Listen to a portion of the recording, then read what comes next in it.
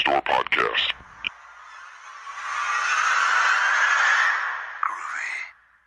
There's no more room in hell. The dead will walk here. We have such sights to show you. I kick ass for the Lord. Praise God. Keep away.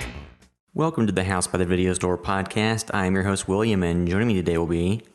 Sean and only Sean. because Derek, me and him both consequently decided we both were buying houses at the same general time and moving.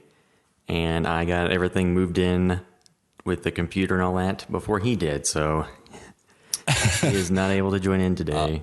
Okay. Yeah, I knew you said he didn't get a chance to watch it, but I figured it was also because he was so busy. Didn't have time to really sit down and watch a movie on Netflix.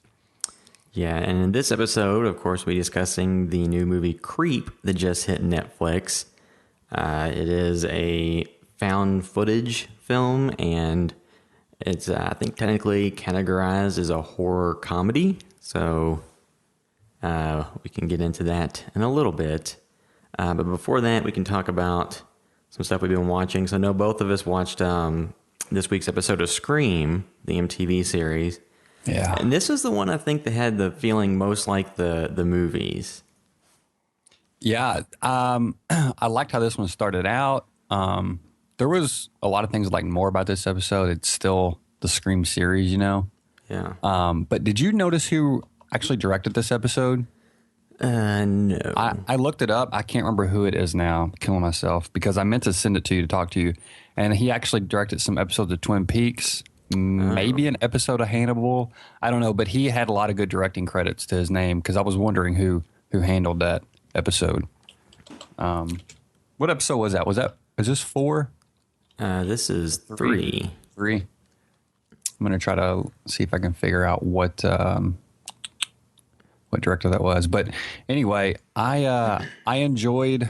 I guess are we going to do spoilers on Scream? I guess we don't want to do any huge spoilers. Well, I'll just say I like who died in this episode. Well, this episode, if you watched any of the promotional materials for it or seen any of the commercials, this is one like where there's a text. It's like choose who dies.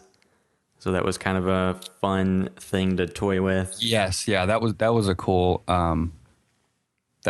little angle too because you didn't know which way it was going to go to, and then there's consequences for the person who chose who died.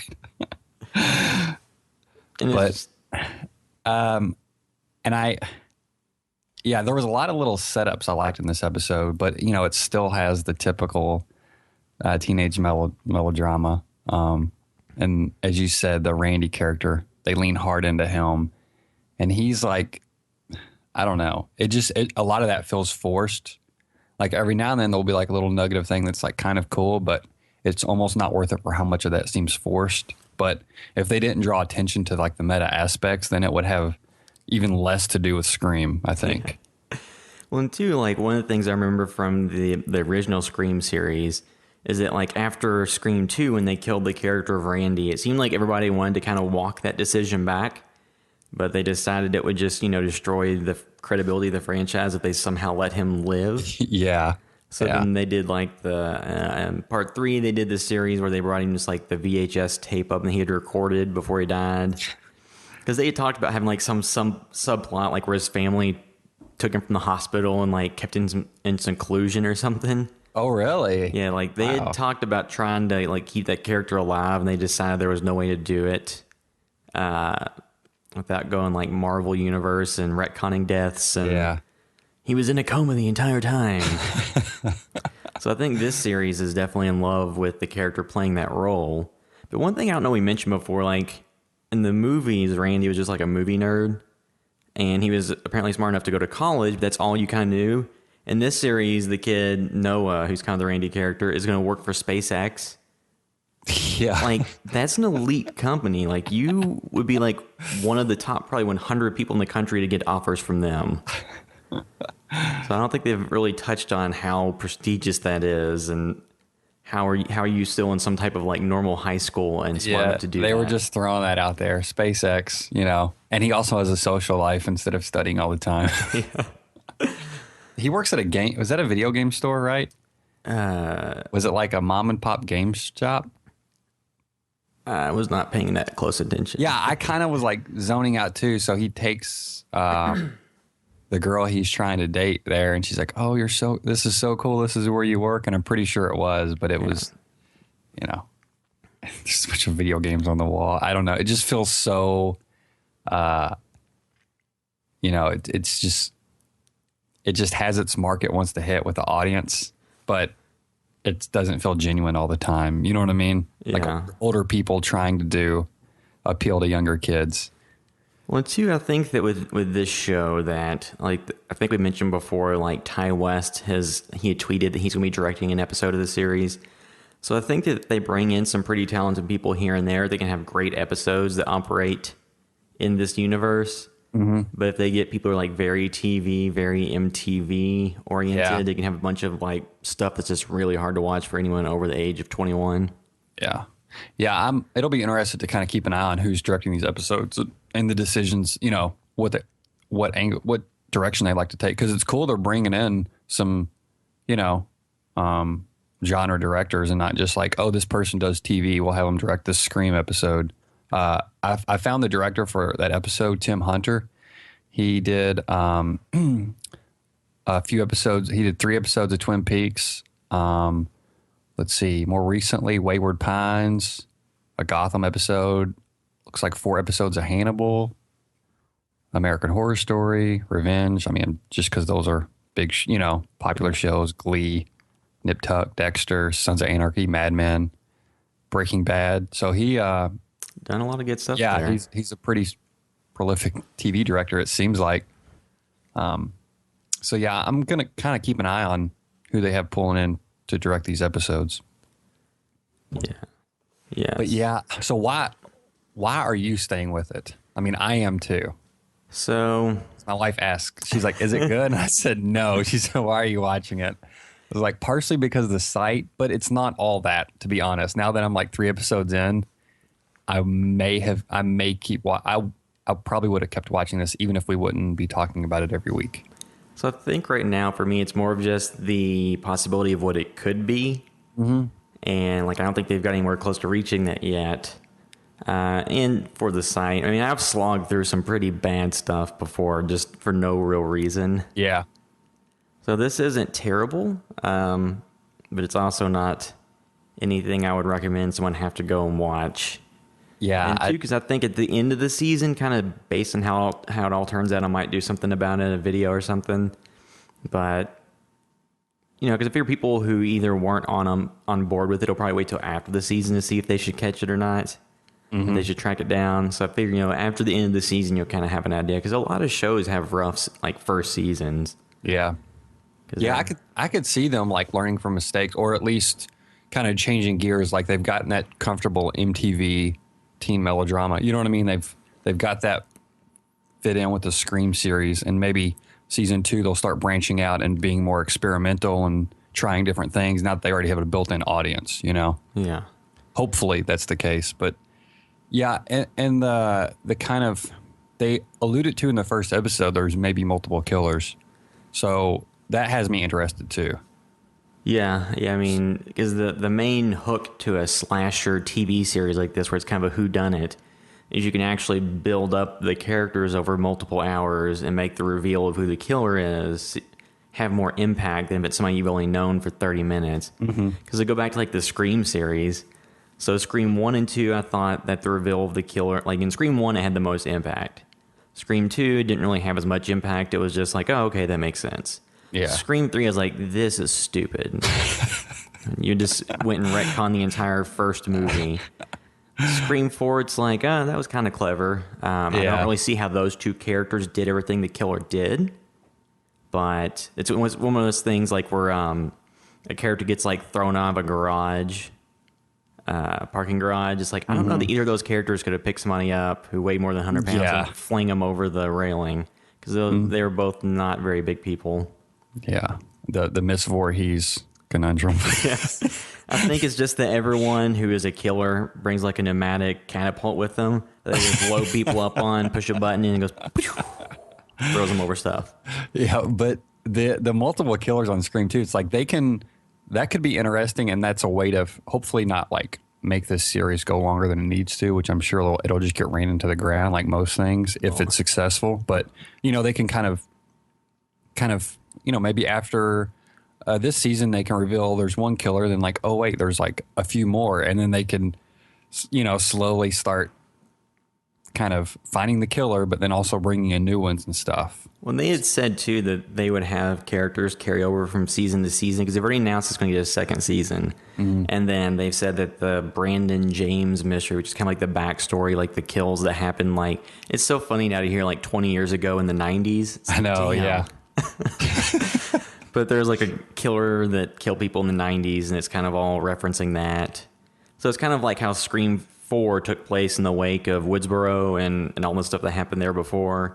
Yeah. This series takes place in the wake of some killing that happened before that. I mean, and we have mentioned, I don't know. Well, and two, Scream 1, her mom, died a year before. Yeah. So, and also too, the other day for some reason before I started moving, I watched half of Scary Movie 1. And it's funny how that movie skewered both Scream, I know what you did last summer, I think The Matrix and something else. There's a lot of stuff that it referenced. The Matrix, I forgot they kind of touch on that. And then it's just there's a scene where like I forgot the main character's name, but Anna Faris's character's boyfriend comes through the window, and they're kind of mirroring the discussion from the first Scream movie about like he watched The Exorcist and it reminded him of her. And she's like, "What? When I masturbated at the cross and puked everywhere?" I enjoyed a Scary Movie when it came out. Yeah, well, I was a huge Scream fan at the time. I was probably in middle school, I guess. Yeah, and 1 and 2 are the Wayans brothers, so it was a little bit different style of humor than the later ones, which were just terrible and completely forgettable. But all right, so. I saw the one with Charlie Sheen, and it's supposed to be like Signs, Yeah. Yeah. Yep. All I remember is him leaning up in bed and slamming his head. That's because that was in the trailer, and I went to theaters to see that, so that's what it says about that film. I do remember too, like where there's like he pulls the sheet off of somebody and it's Michael Jackson. Oh yeah, because it's supposed to be like I think The Others. Yeah. Nicole Kidman film. That was an awesome movie. Did you ever see that? Yes. Yeah, that was like high school Friday night. Somebody's like, "Oh, let's go to the movies," and somebody said, "I heard this is good." Like an older friend of mine. I think he was actually in college at the time, and he's like, "Let's go see The Others. I heard it's good." And I was like, "Damn, this movie was pretty awesome for not expecting much of it. I had no expectations. I wasn't looking forward to it. It's always good to walk into movies like that."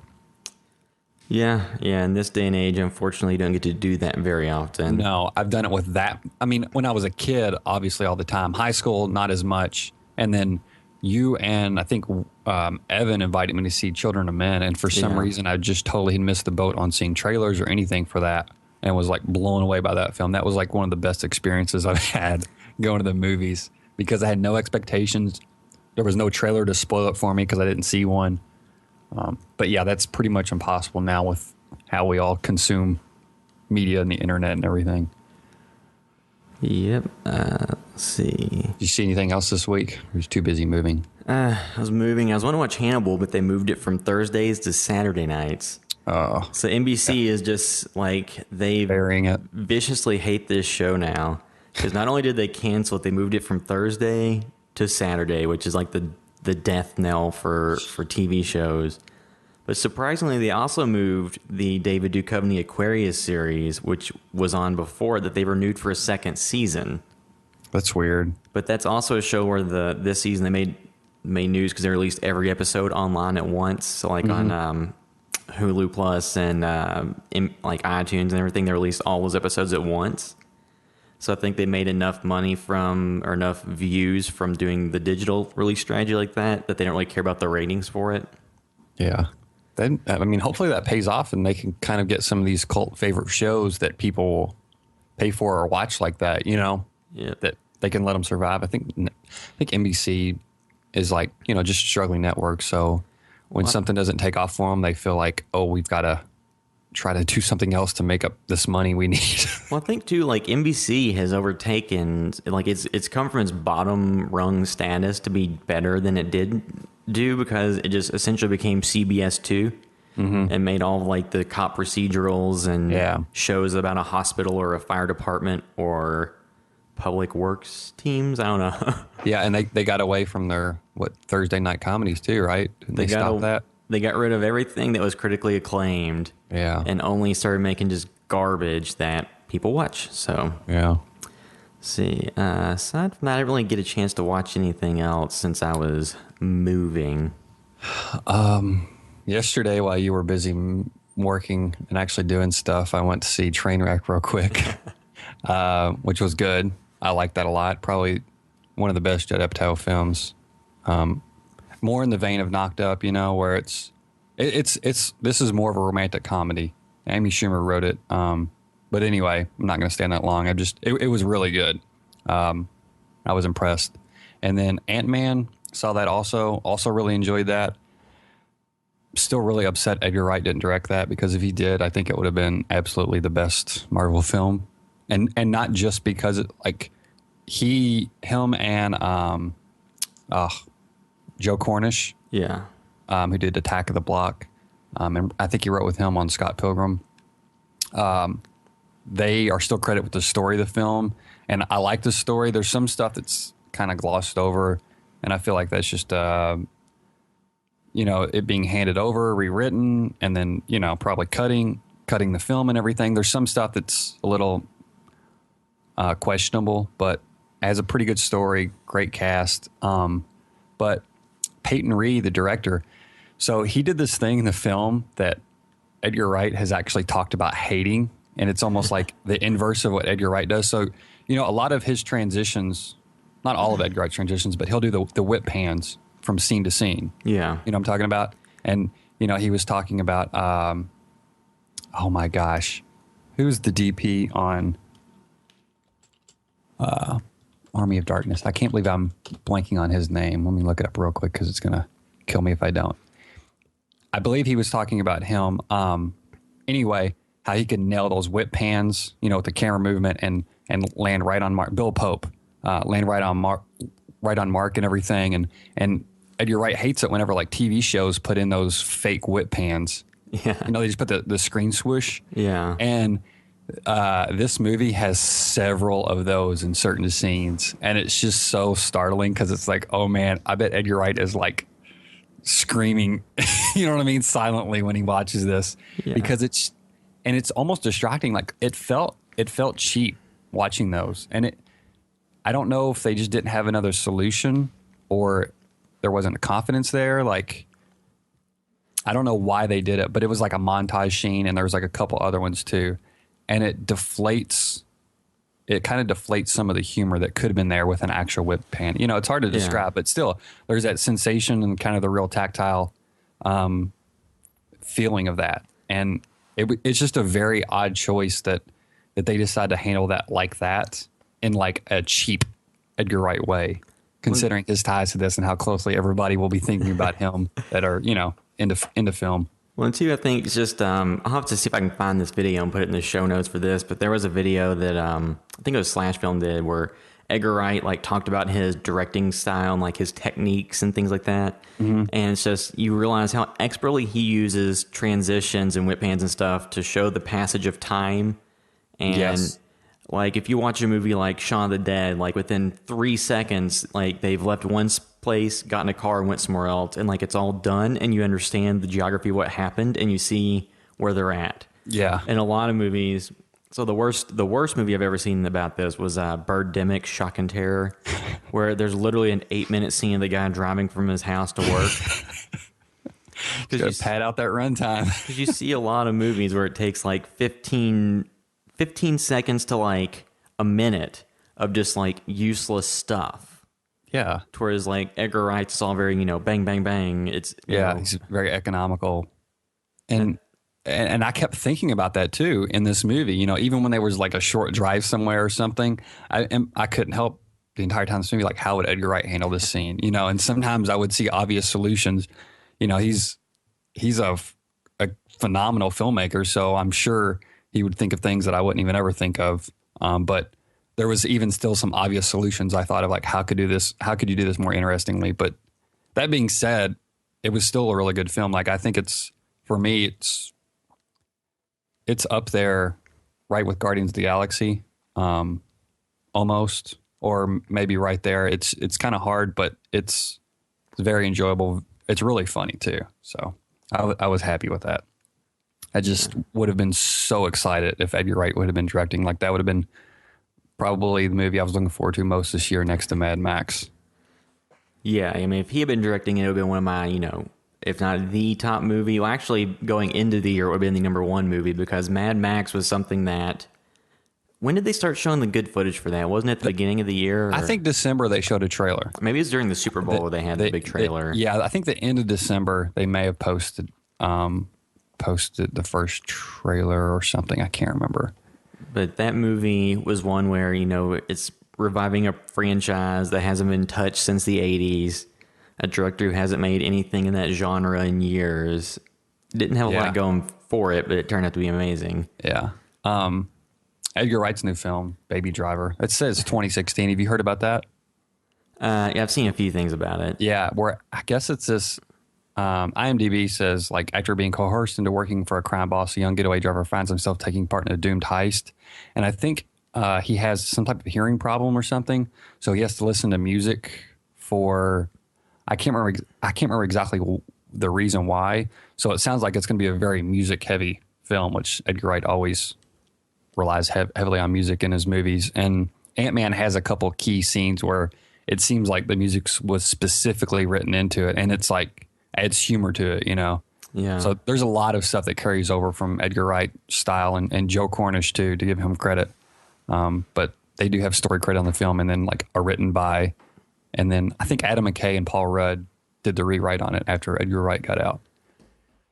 It would have been awesome if there was a scene with like Paul Rudd and they you have to save the world. So he does like that scene from Wet Hot American Summer where he's just like, when he throws the plate on the ground when he gets done eating.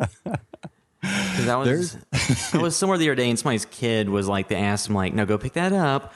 And they're like, and they like had their arms like to their side and like they just stomped over and said, a phenomenal scene that was showing last night at Baxter at midnight. I thought it was last week. Yeah. And then we ended up seeing like Ted 2 or something.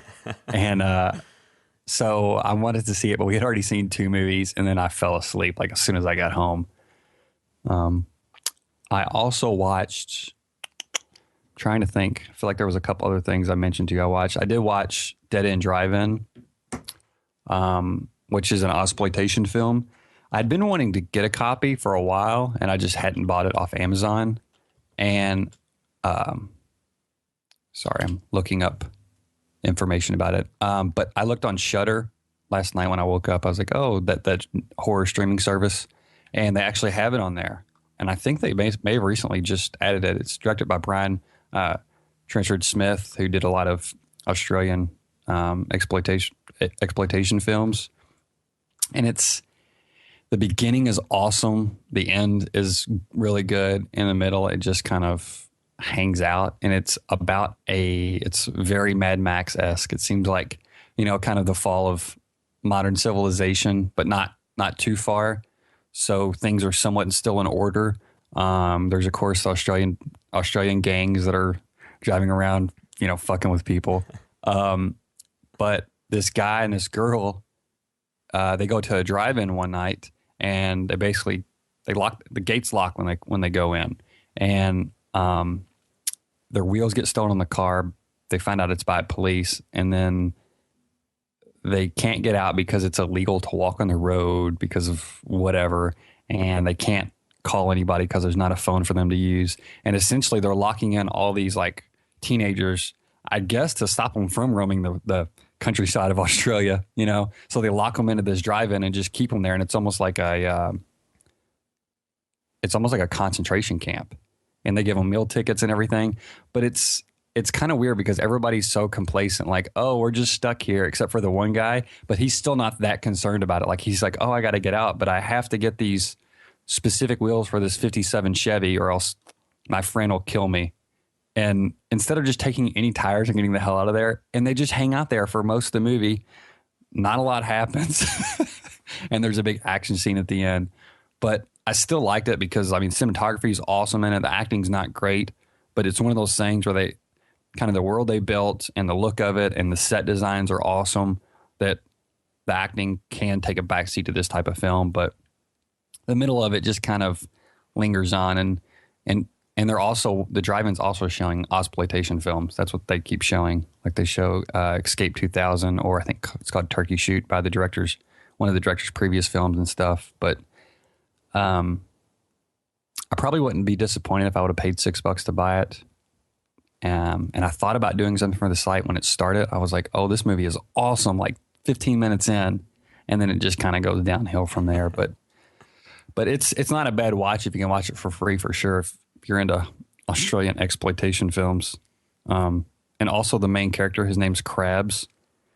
And I'm like, why is he, I was thinking, why is his name Krabs? Is it because he has crabs? And then later in the film, somebody asked him, he's like, oh, it's because one time I thought I had crabs, but I didn't. He's like, and the name just stuck.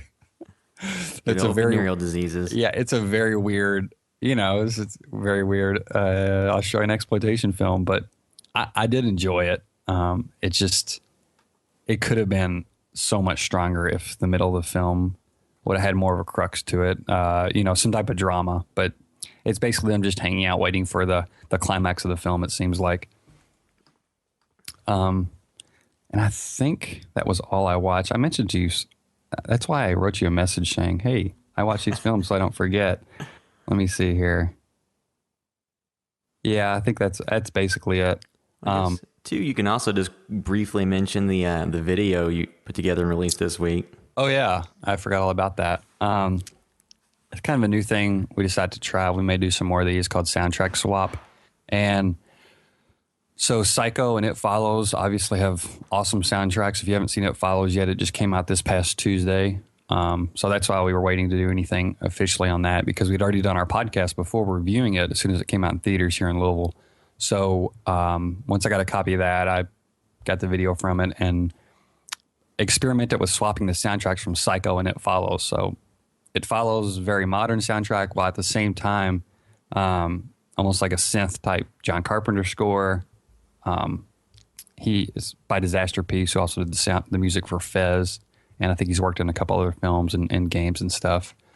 So basically, I took those soundtracks and swapped them. I altered some of the soundtracks, but I kept the scenes the same because I didn't want to change the editing of the film because it was more about the music. But I hate to say this, but as good as the Psycho score is, I think that It Follows score really works with that film.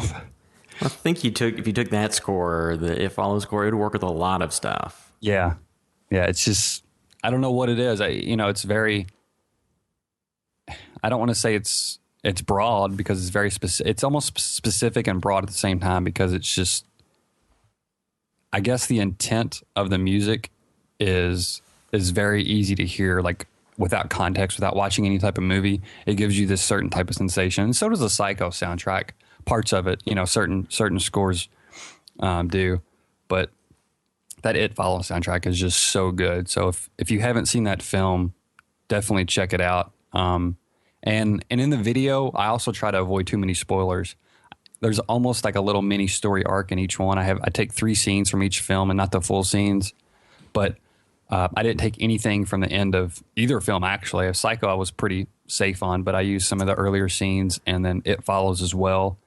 No spoilers on that. So if you haven't seen It Follows, totally fine to watch this video, and it won't spoil anything for you.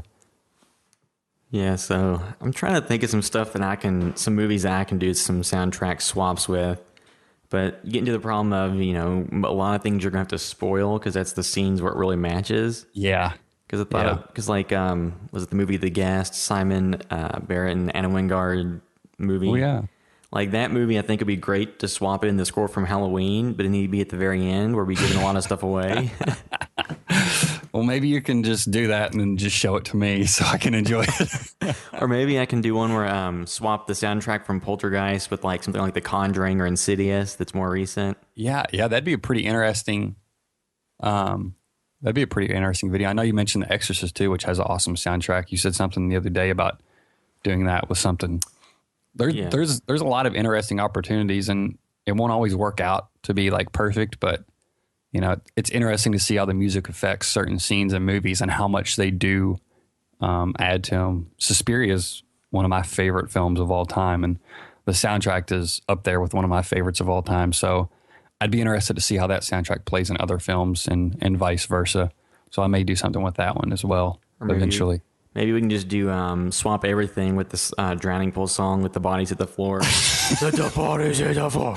All right, that'll be a montage. You'll do 10 scenes from 10 horror films.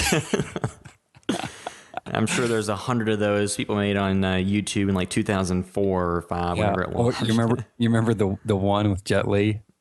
That was the big song in that movie when he's breaking out of the prison. So we need to swap. We'll take the one and something else and swap those. Yeah. So is that everything else you watched this week? I think so. There's probably a lot. There's probably more, but that's pretty much all. Like when you said Scream, I was like, holy crap, I watched Scream this week. That seemed like so long ago. I guess because it was right after, it was like, what does that come out, Tuesday or something? Yeah. Yeah. And we record on Sunday. So yeah, I guess that's it. Pretty much. Yeah, and I just want to apologize if my audio is a little bit echoey. I'm in a room that only has a computer desk and computer in it right now. So yeah, it sounds all right, but William will be setting up a new studio over his new house. Also, real quick, I put up a preview on YouTube for the soundtrack swap video. Yeah. It's basically just a 30-second linking to where it's at because YouTube. Also, do you want to talk about what happened with our account? But anyway, YouTube blocked my video because Universal. Now I guess the Psycho stuff. So we put it on Vimeo, but it's on our website, and then we're going to put it on Facebook eventually too. But yeah, just check out the site to see it if you're normally a YouTube subscriber. Yeah, I guess we can briefly touch on that. So last week we had the thing where when the Ash vs. Evil Dead trailer came out, like immediately following it, we had a tweet out with the link to it, and Bruce Campbell retweeted ours. So we were the only people who he reposted the link to the trailer from, and like it was a whirlwind of traffic, and gave us a huge bump, an influx of people, our best single day that the site's ever had. So you have that. And then this week, what day was it? Thursday? Yeah, it was Thursday because I was supposed to be working on my video and it just zapped all creativity and I didn't even touch it because I was like, I don't even know if we're going to have a website tomorrow. Yeah, so like Wednesday night, usually before I go to bed, I just check the YouTube stuff to make sure there's nothing going on. It was all fine. Thursday morning, I wake up and I'm getting ready for work and I just check the app to see where the stats are at because usually it like delays a little bit, but usually it's updated by the morning. And it was just gone. There was no House by the Video Store in the app. I was like, oh, what the fuck is this doing? So then I went to my computer where I'd been logged in from like a day or two before, and I opened it up. And then like it won't let you open the account. And then it says your account's been terminated for violating community guidelines. So then I read all the community guidelines. And it's like, hate speech, harassment, just intending to shock or upset people, stuff like that. And like the copyright stuff, we had a few things that got flagged, but all of them were still up, and there were no copyright strikes. So it's like, well, shit, is our channel gone now? Like it was like 104 videos or something like that. Yeah. So that was just gone it was just terminated, and there's no one you can call on the phone. You can send them a fax, but and then there was no easy way to find like who to contact, even just by email. So eventually I tracked down the email account that you're supposed to contact if you think it was done in error. And I explained to him, like our account was in good standing. We didn't have any copyright strikes. None of our content's been flagged for anything.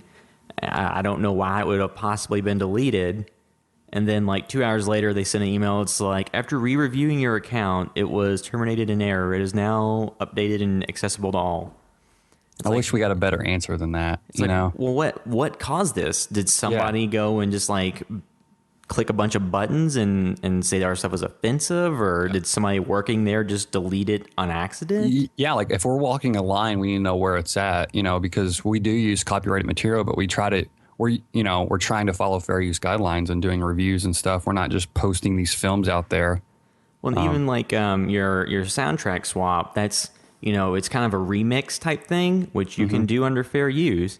But the thing about YouTube that's kind of messed up is it's not YouTube deciding if something's fair use or not. It's the copyright holder. Yeah. So they submit a claim. Then you get to counter the claim if you think you have a legitimate use. And then they get to decide if they accept your response or not. And if they decline it and you dispute it again and they turn it down again, then your video gets deleted and you get a strike on your account. So that's why we've had some stuff that's had to go to Facebook or Vimeo over time. Because even though it's fair use and they should keep it up, we don't have a legal team. We don't have any clout or contacts at these studios. Yeah. So it's just pissing in the wind. Like I did the aliens influences in Halo video. It got it was up, like, I think actually Bloody Disgusting posted a link to it. Yeah. And it started it started getting some views, and then it got shut down just as it started getting popular, and it was blocked worldwide. So I disputed it because, it was, fair use. It was illustrating similarities between two properties. And then a day later, or no, actually they had like a month to respond. It's like a couple, I think it was like 3 weeks later. So once you dispute it, your video stays up until the copyright holder makes a decision. And then they decided that that it was not fair use, but somehow they changed it where it wasn't blocked worldwide anymore. They just got the monetization for any ads. Which is fine. But it's just like... But, yeah. And then, like, all the X-Files videos that we've done, they all got manually matched as third-party content. And they didn't take them down or block them. They just took away the ability to monetize them. Yeah. It's hard to make money for this kind of content we're doing, but it's the kind of content we would want to see. It's the stuff we want to do and we want to see. So we're hoping to eventually one day grow the site so we can get just money based on ad revenue from the site. Because YouTube, we are not able to monetize like 90% of our stuff, it seems like. Unless I want to start doing tutorials on stuff. It's like, hey guys, if you want to get a date, well, don't listen to me because I'm not doing too well there, but... Or we can do all our reviews where we just sit on our beds with a webcam. Not knocking that, but we're able to monetize that, talking about a film for 20 minutes. But, if we do a little 4-minute cut, trying to, even if we're talking bad, either way, just talking about the film, that's not good if we use any footage from it. Even though it's essentially showing off the film, you would think they'd want to get more eyeballs on it. They pay for advertising on TV and everything. So it's just kind of frustrating the way the stuff all works out and our limits on being able to make any actual money on any of this stuff. Yep, that's why it's always a good idea to go to housebythevideostore.com to see everything we're doing, or just follow us on social media. We'll always post links out to what we're doing. It's just these vultures. They won't let us get our, X number of views. Yeah. But I guess that kind of wraps that up. And now we can go into discussing the new film Creep that was directed by Patrick Brice, starring Patrick Brice and Mark Duplass, who has been in a ton of mumblecore films. If you've ever heard of the Duplass brothers, he's one of them. I mostly know him from the show The League on FX, the fantasy football show. I didn't know he was on that. Yeah, so he's on that. He was on Mark Duplass is also in Safety Not Guaranteed, the film that got Colin Trevorrow the Jurassic Park franchise. So he's been on the periphery of a lot of big stuff. I think he had like smaller parts in Zero Dark 30 and some other stuff. So he's been in a ton of stuff. You've probably seen the guy at some point. But I heard that they're making a found footage horror film, and then it was it was on I think iTunes in like June, and then now it's on Netflix. So if you want to watch it, you can go check it out now on Netflix Watch Instant. But before I think we'll start this off without spoilers, and then at the end go into spoilers and give you a warning. But I don't know, like this movie, I think Sean even said this in the chat the other day, like aside from like a small section, it's not really a horror film. Yeah. Temper your expectations for that. So it's like if you go to like Entertainment Weekly or, an outlet like that, then yeah, to them it is horror. But, a horror fan, somebody who, like spent all week watching Evil Dead, talking about Ash versus Evil Dead, like this is not that horror. This is more of a character driven, because like the big thing with like the Duplass brothers and like the mumblecore movies, it's just like people talking, and it's a largely improvised dialogue. Because I think they have like all the story beats, but then they'll just like film the scene like 15 times doing different dialogue beats in the scenes. So it's not something that's like super scripted out. So that's the kind of film it is, and it's all found footage. So just like a basic synopsis. It's the most thrown together film you can do. Mumblecore found footage. It starts off, a guy answers an ad on the internet, I'm assuming on Craigslist, to help somebody film something. It's $1,000 for 8 hours, and it just says like discretion appreciated. And then it initially seems like he's going to be helping this guy just film a day in his life because he has a terminal illness and he wants to record a video for his unborn child. So that's the basic setup for it. And without getting into any spoilers. Which, hearing that setup and looking at the poster, I'm like, cool. Even though I don't like found footage typically, Yeah. I'm like, all right, I'm on board for that. Well, one thing I do like about this movie is that it's like an hour and 17 minutes. It's a pretty quick movie. Mm-hmm. And that just means that they, instead of having like somebody like under the bed with the camera in their face, like, oh my God, what is that? For like 10 minutes, they don't do that. Yes. And the movie was originally going to be called Peach Fuzz. That has been a pretty good name. But I think they based on it, but probably not as marketable. Well, I think they said too they didn't want people to spend like the first 30 minutes like saying, why the hell is this called Peach Fuzz? But like, I thought the performances, I mean, there's only really 2 characters in the movie. Yeah. There's one character on a phone call, but then it's really just, the 2 main characters that are in the entire movie. And like I said, there's not a lot of horror elements in it. Like, I enjoyed it overall. Yeah, I kind of sit there and I was like, all right, this is fine. Nothing. There was a couple scenes that made me sit up and really pay attention. But for the most part, yeah, you're just kind of watching these people go along, watching these scenes develop and everything. But really, there's not a lot that happens either. Yeah. There's like, you could pretty much summarize every plot beat of the story in under a minute almost. I saw a trailer last night for some movie where this girlfriend's boyfriend turns, like, she finds out he's violent, she's afraid of him, and like, they showed, the trailer was very long and they showed so much stuff, and I told Nicole, I was like, yeah, probably 10 times of things happen in this trailer than it did in that movie Creep. The entire movie. Which doesn't make it a bad thing, but it's just, it's very much not plot based. It is just kind of watching these characters, and something about found footage, the one advantage it has is it gives you a different sensation when characters are looking directly into the screen. And with found footage stuff, that's when they can do that, So the fact that he is, Mark Duplass is a creep, that just makes it great. Right away, he's like creeping this guy out and in the camera in his face, and he's making him feel very uncomfortable, and you can kind of feel it. So there is some interesting situations in it. Yeah. And some funny ones too. I mean, there's some pretty funny scenes in there. It's a weird type of humor because it is almost an uncomfortable moments that make it funny in the way he's acting and making this other guy feel.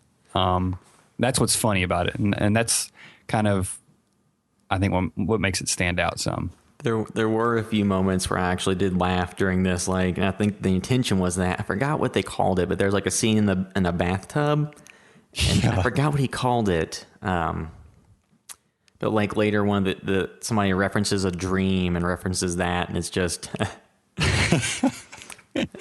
pretty hilarious. So, like, I'm trying to think like the audience that we have. So like this movie, like I said, it's kind of a mumblecore found footage.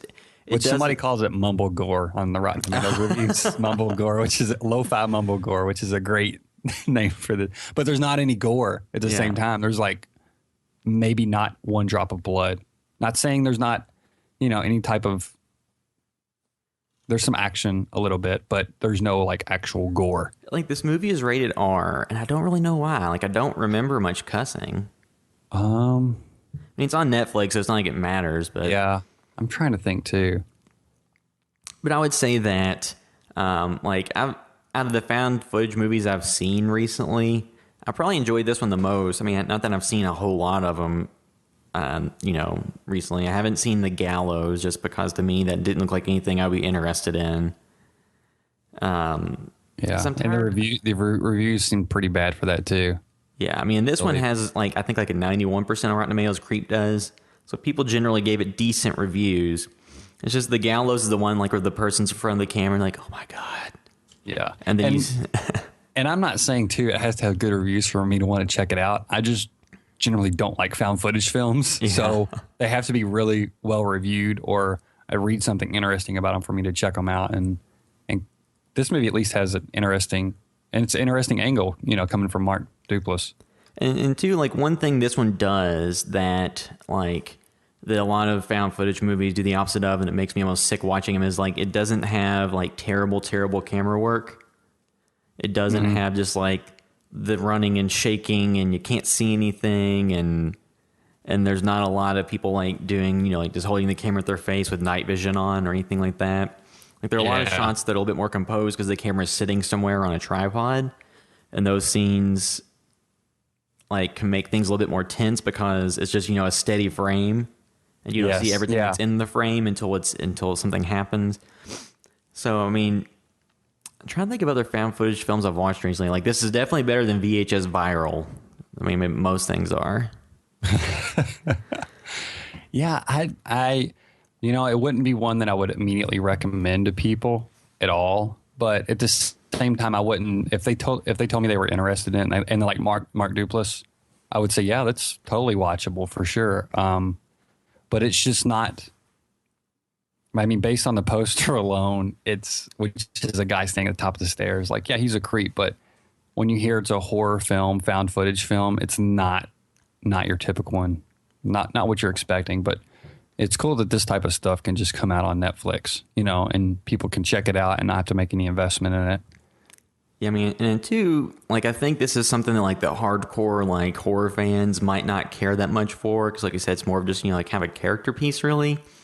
But it just that the setup to the movie sounds like it's interesting. It's an hour and 17 minutes. It's not like you're spending a lot of time with it.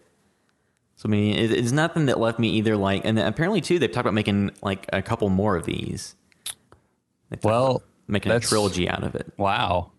I don't know if that's necessary, but but I could see where they could go with it. But they would have to definitely change, do a twist on the concept to make it interesting, because as of now, like I said, not a lot happens in the film, and there is a short run time and stuff, but it's yeah. So I guess we can just kind of wrap up any thoughts we have on this before we get to spoilers, and just kind of give our final recommendations. I think that if you like anything that Duplass has done, and you're not off put by the idea of found footage, then this is a decent movie to watch. I'm trying to think of anything comparable to I've seen recently. I mean, it's not anything that's super memorable, but just like I said, if you like the concept of it, then it's something that I would recommend to check it out. It's definitely not on my top 10 or anything of this year. I mean, it's it's just a decent movie that. Interesting concept. It's interesting that somebody like Duplass would do this, just with all this stuff all the other stuff they're involved with that gets critical acclaim. It's just kind of a weird movie. If your parents watch this, they probably be really, what? I don't know. Parents might like this. Yeah.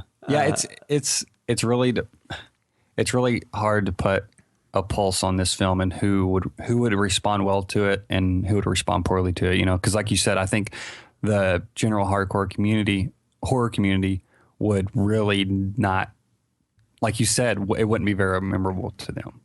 And that's how it feels to me too. Yeah. Oh, so unrelated to this, my dad kept telling me that he watched some movie called The Worm that was really good that I needed to watch. I was like, The Worm? So I looked it up on like IMDb. I was like, I don't see a movie called The Worm that is Nightcrawler. He's like, you do all that video stuff. That's this movie, The Worm. You'd like it. The Worm. And then I finally figured out he's about Nightcrawler, and I was like, oh, which is a very good movie, which is on Netflix now too. So Nightcrawler is a good movie to watch. Yeah. But That's pretty good. I just made me think of that because in this movie they have like the camera and the found footage stuff. So I mean, like I think we kind of give this movie a tepid recommendation. You know, it's okay. It's definitely not terrible, and it's there's some fun parts in it. But if you're looking for some gore and guts or long staged chase scenes and things like that, it's not going to be here in this movie. It's just some guy freaking out another guy, which is fun. That's funny because it's weird. People are inherently funny to watch weird people do stuff. Yeah. And I don't want to give away any descriptive words that's going to describe where the plot goes or whatever. But yeah, it's interesting to see kind of, it's fun to watch these two characters interact, but at the same time, it's nothing like a groundbreaking performances or anything it's just an interesting concept and a unique way to handle it. And real quick before we jump in, it was directed by Patrick Brice. He directed that film I saw at Tribeca, The Overnight, with Jason Schwartzman and Adam Scott, yeah. And he seemed like a pretty funny dude. And I liked that film a lot. This film, I like what they try to do with it and everything, So I think he's somebody to watch for sure. I'll be interested in seeing the next thing he does because he's obviously likes trying different things. Like he goes from a as I described before, like almost like an adult sex comedy with that film, and then this is just kind of something very offbeat. So he's somebody that's at least trying some different things. So at least he's not a boring filmmaker, even though this film is not necessarily extra exciting. All right. So before we get to spoilers, I guess we can just kind of give all the social media plugs. So if you enjoy the podcast, make sure to go to iTunes and give us a review. Just the more reviews we have out there, the more likely somebody is to subscribe if they see someone's opinion that's not just our description of the podcast. You can also find all the stuff we do at housebythevideostore.com. Find us on Facebook at facebook.com/HBTVS. You can find us on Twitter, Instagram, and Vine at HBTVS_official, or you can just search for House by the Video Store. Is there any other social media stuff? We're on Vimeo, House by the Video Store. Yeah. YouTube, House by the Video Store. Yeah, it would be awesome if you would subscribe to our YouTube channel and give us a like on Facebook, maybe. And we were going to have a newsletter up. We had one up. It went down or whatever. But as soon as we get that up on the site again, I think it's still there. I don't know. We're doing some work on that. But they also send out email alerts whenever we put out a new video or post or whatever. And two, like if anybody's listening to this has an opinion, would you like to see us do a Tumblr or a Snapchat thing with the stories? Yeah. Because it's surprising to me how many people, like younger people especially, get like news stories on like the Snapchat like stories things. Have you watched any of those? No. So in the app Snapchat, you can record like the story on your phone, and then anybody who follows you can watch it, and you can have like multiple video clips put together. And it's just everybody, doing like the front facing camera on their phone, and like the audio's off the phone. And some of this stuff to me, like somebody who puts videos together and edits it and stuff, it's kind of hard to watch a video where it's like somebody's like talking in their phone and then there's somewhere else talking in their phone. There's like different background sounds and volume levels, and like people do it though. And it's pretty popular. So we might look into doing that just to put some content out there to see if we can connect anybody who likes using the Snapchat for purposes other than sexting someone. Then, as always, if you want to find what I'm doing specifically on the internet, you can follow me on Twitter at Will_droid. And I'm at Blevins Sean. And Yeah, any stuff to our social media links, I think, are pretty much on House by the Video Store for all of our accounts. Yeah. Yeah, I guess into spoiler territory now. Yep. So if you haven't watched Creep and you want to, now's the time to go and give yourself some peach fuzz.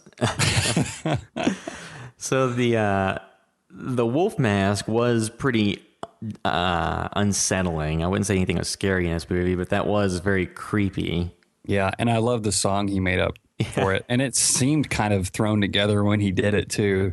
Yeah. And then come to find out, he's like, oh, no, there's a totally different story behind it. But I guess that story behind it is also false, right? Cause yeah. Like, I think... yeah. I think that since like this movie is largely improvised, like I think he's probably just making that stuff up as they filmed it. Yeah. Which is why I like the story where he got the peach fuzz mask to rape his own wife. Who was into animal porn. Like, so all the stories I think he made up were completely false. And it just like got increasingly weird. Yeah, that's something I should have mentioned earlier is, it's always interesting. Well, it kind of will give some of this stuff away though, but films are always interesting when they have like an unreliable narrator or books, Yeah. And that's essentially what he is. And he's not narrating the film, but he's telling a story to this guy and kind of giving background. And you're never, quickly on, you realize, okay, this guy's unreliable. And then it just keeps snowballing from there, which is interesting because it always keeps you guessing and wondering. That is enough of a hook with this, even though there's not a lot of plot devices in it or strong plot beats that keep it moving, I think. And like one thing too that I've seen some people really hated in this movie and that I was okay with is the character of Joseph, like Mark Duplass's character, like forcing the jump scares on Aaron, the guy that was filming. Yeah, I thought that was funny. I thought that, because aside from, since this was, theoretically in the horror genre, like there wasn't anything else. So that's kind of the way just to keep the audience on their toes. Because you never knew it, like if he was just going to go off and do anything. Yeah. And then like with like the creepiest scene, well, there's like the end stuff, but like when he's at the house and Aaron's trying to leave and he has the peach fuzz mask on blocking the door. Yeah. And he's like, am I scaring you? And he starts moving the mask up and down. Or he's like, is this supposed to scare me? And he's nods his head. Yeah. And he's like, can I leave? And he's like, no. Yeah. I also loved, I liked a lot of little moments in this film. And that's what it is. There's little moments that are sprinkled throughout that make it make it enjoyable overall. But I love when he's in the bathtub, after he first meets him. Yeah. And he starts talking about like, why wait? Because I'm going to die in a month anyway. And he's like, I'm just going to end it now. And he acts like he's going to kill himself. Yeah. Like that was really good. That was funny. So there was enough little sprinkles of that stuff throughout the film. Well, then I forgot what the thing was he called, like when he was like would hold the baby in the shower. Yeah. Bath something. Yeah, I can't remember either, but it was a really stupid name. And it was very funny and like just so weird. And having that grown man film you. And then the guy Aaron later has a dream that he's the baby being held in the bath by Joseph. So, and then there's other scenes like where Joseph sends gifts to Aaron. Like there's one that's like a stuffed animal and a knife, and he's supposed to cut it open. Yeah. I was like, at what point is there gonna be like a human hand in this? Yeah. Yeah, there was nothing ever, he seemed to be obsessed with him. And there was nothing super. I guess that's kind of cool about it, but you expect something to happen considering this is categorized as a horror film, because I think if he just stalked him throughout, they would almost call it like a thriller or something along those lines, Yeah. But because it has that horror connotation, I was kind of expecting something to happen at the end, but he's just unthreatening for most of the film, but it's also unsettling because you never know what he's going to do. Like when he runs outside, when he sees him like out front of his door, Yeah. And so you're always kind of wondering what's going to happen next. And I think my favorite scenes is when Mark Duplass is in front of the camera kind of earlier on. Yeah.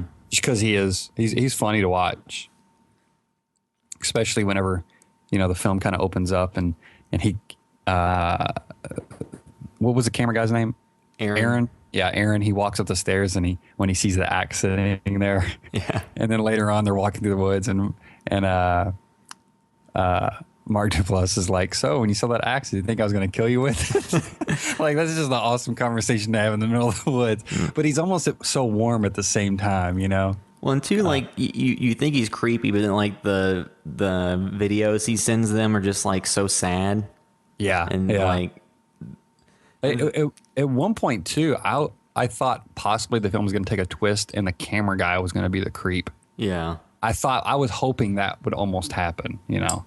Yeah. And then, like, so I guess we can kind of discuss the ending is where he sends them the video because he had sent them gifts and like a locket with their names on it that Aaron threw away. And then Joseph finds it and he sends him the video and he's like, he's really hurt and disappointed. And he's just looking for a friend and they can meet in a public place at this like lake and just, you know, talk. And then if, you know, it doesn't go well, they don't have to see each other again.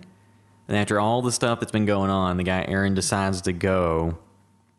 And his precautions are he leaves a video filming in his car and he puts 911 on speed dial. It's like, sorry, bro, that's not proper precautions. Yeah.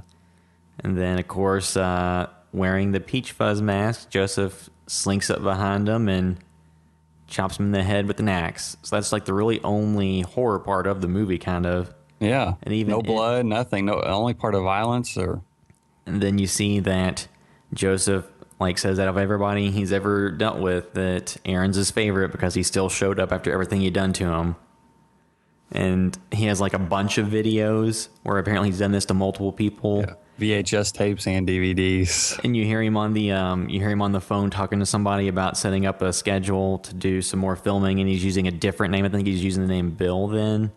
Yeah. Or something. So he's done this for a long time. So that's how they can go into like a part 2 or 3. And they talked about like for part 2 and 3, or for the part 2, they haven't announced the casting yet. Mm-hmm. It's like, so maybe that implies there'll be more than just one other person involved. Yeah. Like I said, I think they need to do a different twist on it now that they've done that, because I would not be jumping for joy to set to another film that was the exact same format. You know that he's going to kill somebody. Yeah. Yeah. Like they've really got to turn it on its head now.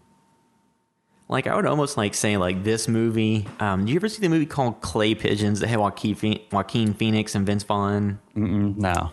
So it almost fits more into like that type of category than horror, just like a person killing another person in like weird friendship type things. Mm-hmm. So I enjoyed it, but yeah, I definitely think having a horror type poster, people have the general connotation that it's horror. Definitely what is helping them probably reach another audience that they wouldn't have otherwise. So it was smart. It's and I feel like that's what they were going for at the same time. And as I was watching, it's like that's their ideal of horror, because they're not typical genre directors, or that's not what they're kind of into. So in their eyes, this is horror to them, which is totally fine. So I don't think it's necessarily was being super deceiving. But it's just interesting to see their flavor of horror and what they find enjoyable, which fits in with, Mark Duplass's other stuff. And this does seem like something that could actually happen. Yeah. Because there's not much to it that's unbelievable. Because at one point, like when Aaron's being kind of harassed, he calls the police and he's trying to get a restraining order. And they're like, well, do you know the guy's name? He's like, well, he said his name was Joseph, but I don't know if that's his real name. Like, what's his last name? He's like, I don't know. It's like, yeah, bro, the police ain't going to do nothing for you if you don't know the information of the person. So, like, in this day and age, like, the setup, it's not something that's completely implausible, which is what gets me in a lot of these movies. Like, I'm trying to think, like, other found footage movies, like, have this preposterous reason that someone would be filming it. Like, in real life, nobody would keep filming in the middle of a horrific event where you're, like, life and death. But in this one, it actually made sense. They would have the camera on, and retrospectively, like, once it all ended, it didn't feel like, why the hell were they filming this? Yeah. The only thing is the beginning of the film. I'm like, why is he even filming him going there? For his as soon as video it blog. started. Yeah, it was just that part was kind of like, like expository and yeah. And I was thinking like, man, they could have. I understand a little bit, but they almost could have just cut most of that out and started it. You know what I mean? Started it basically. I don't know. At least when he got to the cabin or something like that. You know, maybe he could have turned on the camera and said, okay, well, he said start shooting as soon as I get here. You know what I mean? Yeah. Or something like that. And then he said basically keep rolling as soon as I pull up. So they could have made some type of stupid thing there. But like for the drive there and everything and the setup, I was just waiting for it to get somewhere. But once Mark Duplass or Joseph comes in, that's when I'm like, okay, this is fine now. Like it all, like you said, it makes logical sense. It doesn't feel too contrived or anything, and it's a good reason. And it's a fun spin, you know. It's like, oh, my son has cancer. You know, I have cancer, and I don't know if I'll be able to see my unborn son. He's like, well, I always took bath times with my dad, so come in here. yeah, it's just a lot of unsettling humor. So I think we probably discussed everything we can talk about from this movie. Yeah, there wasn't a lot I was jumping to talk about. You know, with this isn't one where there's a lot going on in it. It's just one of those you sit there and you let it wash over you. You watch it, and then you can kind of be done with it. Yeah. All right. So I think that brings this episode of the House by the Video Store podcast to a close. And as always, thanks for listening.